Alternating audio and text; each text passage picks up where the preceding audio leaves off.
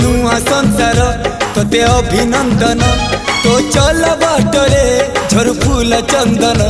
तो चल बाटरे झर फूल चंदन समयर चक्का भौरी घुरे घुरे फूले कांदनालो चढ़ीबु तू फूल सवारी धीरे धीरे फूले कांदनालो बाहादर सुख परा विधाता देइछि तोते विरह वेदना सबु सहिबाकु हवा मते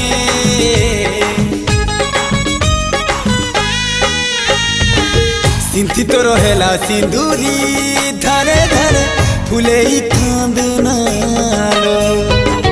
चढ़ीबु तू फूल सवारी धीरे धीरे फूले कांदना।